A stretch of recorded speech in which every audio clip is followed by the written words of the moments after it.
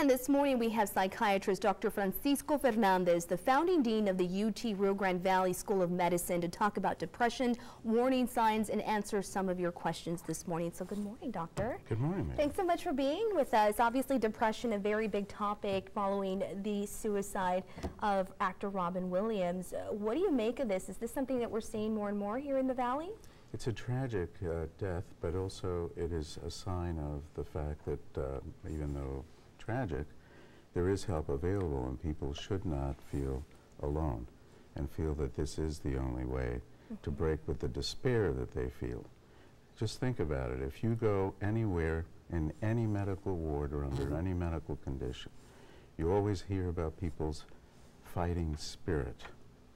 Depression is the only disease that will rob you of that, so that even though anything could appear, as in the case of Mr. Williams, that all is going well on the surface, you don't have that spirit left. It's one of those silent killers, some call it, because you don't even realize what's going on in the inside. And with that in mind, we've asked some of our viewers on Facebook to give us their thoughts and perhaps ask you some questions, and we've received a few. Carlos Vela wants to know, what can we do if we suspect someone is suicidal?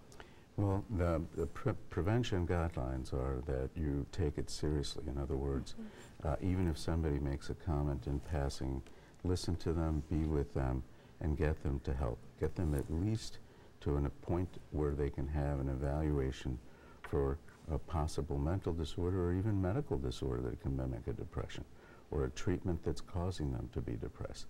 So it's critically important that no matter what the person says, even if they take it back and trivialize it, that you stay with them, you listen to them, and you be with them, and that you also get them to an evaluation. You know, we have another viewer telling us, sadly here, Maida Arista telling us, what can you do when you just stop caring for everyone and everything in your life? You find nothing amusing or fun to keep going. All you want to do is just sleep and sleep. Are those signs of depression right there? Sure. I mean, the withdrawal that occurs socially, even though you may have been a very social person, as in the case of Mr. Williams, but people's character changes completely. They can withdraw, just as she's implying, to the point that all they want to do is be in bed as like a vegetable. That is what depression does to your mind. It cuts you off from life.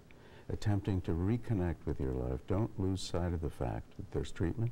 Don't lose sight of the fact that you can reconnect with your life again, as is evidenced by people that have been through it. You know, one of the other folks that have been touched by this, that's a survivor, is Patty Duke.